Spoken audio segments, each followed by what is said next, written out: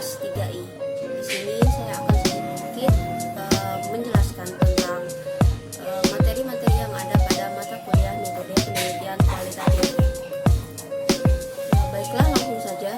Yang pertama, karakteristik penelitian kualitatif.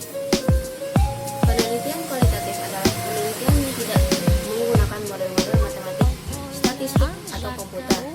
Proses penelitian dimulai dengan menyusun asumsi dasar dan aturan berpikir yang akan digunakan dalam penelitian.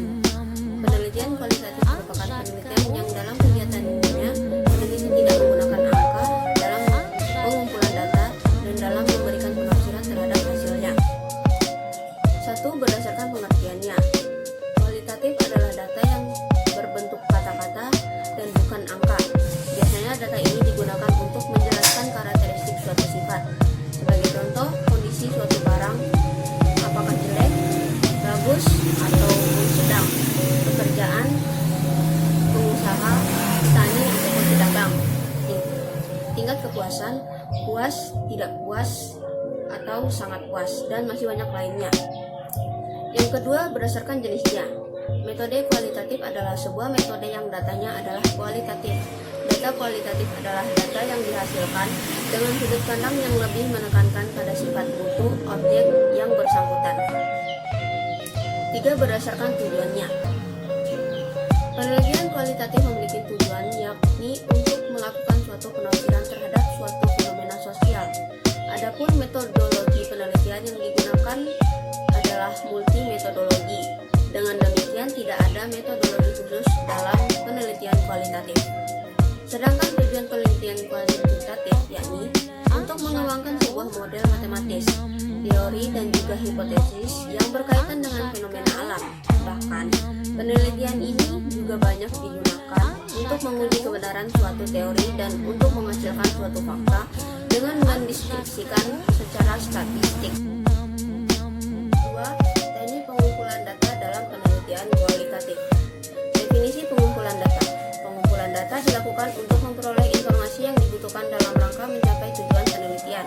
Sebelum melakukan penelitian, seseorang peneliti biasanya telah memiliki dugaan berdasarkan teori yang ia gunakan. Dugaan tersebut disebut dengan hipotesis. Kedua, metode pengumpulan data. Dalam penelitian, kita seringkali mendengar istilah metode pengumpulan data dan instrumen pengumpulan data. Meskipun saling berhubungan, namun dua istilah ini memiliki arti yang berbeda. Metode pengumpulan data adalah teknik atau cara yang dilakukan oleh peneliti untuk mengumpulkan data. Beberapa metode pengumpulan data antara lain: 1. Wawancara, yang terbagi menjadi 2, wawancara terstruktur dan wawancara tidak terstruktur. Wawancara adalah teknik pengumpulan data yang dilakukan melalui tatap muka dan tanya jawab langsung antara peneliti dan narasumber. 2.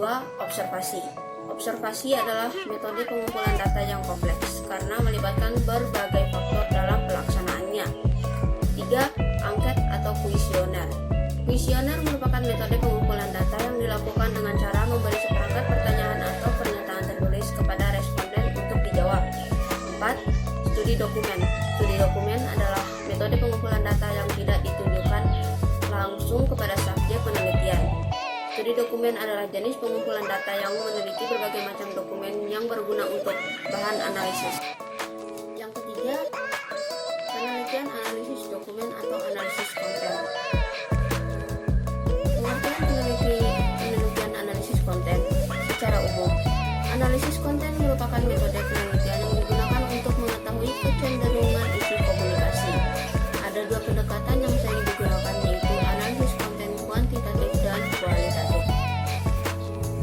Tujuan penelitian analisis konten: 1. Menggambarkan karakteristik pesan. 2. Menarik kesimpulan penyebab dari suatu pesan. Berbagai dokumen yang menjadi fokus dalam penelitian analisis konten, yaitu 1. Pendekatan kualitatif. Analisis kualitatif memfokuskan risetnya pada isi komunikasi yang tersurat atau tampak atau manifest. 2. Pendekatan kuantitatif. Analisis kuantitatif ini bersifat sistematis, analisis tapi tidak kaku seperti dalam analisis isi kualitatif. Proses penelitian analisis konten. 1. Merumuskan tujuan analisis. 2. Konseptualisasi dan operasionalisasi. 3. Lembar coding. 4. Populasi dan sampel. 5.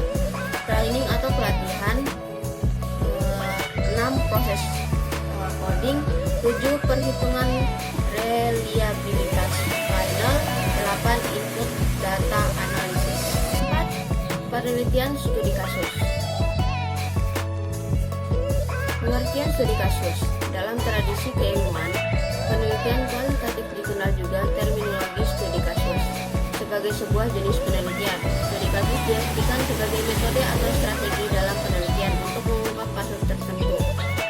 Tujuan penelitian studi kasus.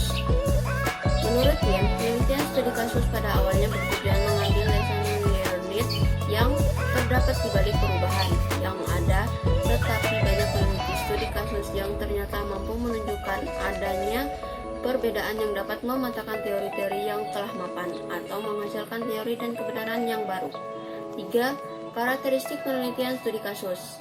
1. Peneliti harus dapat memahami dan menempatkan objek peneliti sebagai suatu kasus. 2. Melihat masalah sebagai fenomena kontemporer.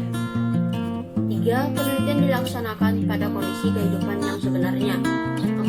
Memakai berbagai sumber data sehingga peneliti sanggup memastikan keakuratan data penelitiannya. 5. Menggunakan teori sebagai sumber referensi. 6. Diawali dengan mengidentifikasi suatu kasus yang spesifik. 7. Dapat disusun untuk menggambarkan kasus intrinsik. 8. Memperlihatkan pemahaman tentang kasus. 9. Diambil dengan kesimpulan tentang seluruh makna yang didapatkan dari kasus. Pemilihan sampel dan penelitian studi kasus. Secara garis besar dibagi menjadi dua, yaitu probability sampling dan non-probability.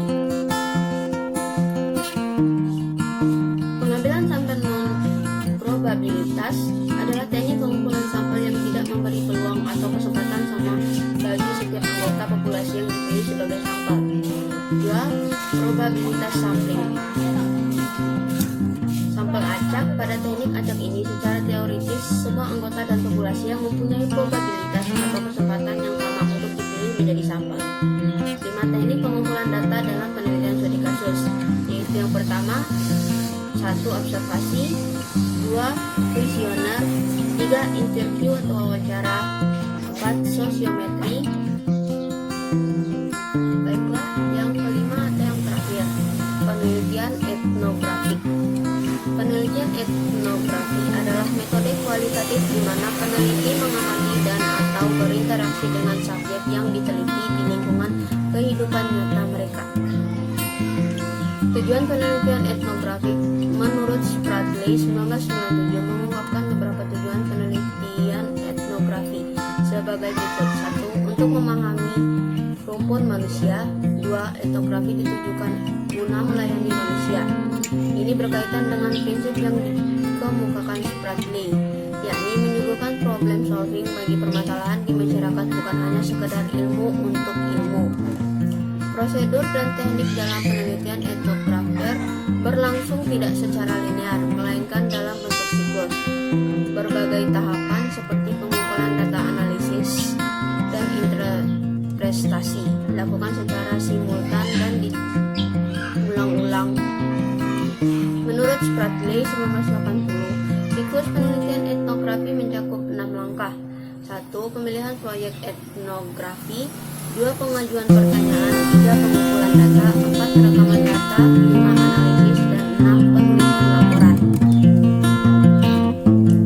Adapun jenis-jenis dari penelitian etnografi adalah sebagai berikut. 1. Etnografi realis adalah pendekatan populer yang digunakan oleh para antropolog budaya. Ini adalah laporan objektif tentang situasi, biasanya ditulis dalam sudut pandang orang ketiga, melaporkan secara objektif informasi yang dipelajari dari partisipan di lokasi penelitian. 2.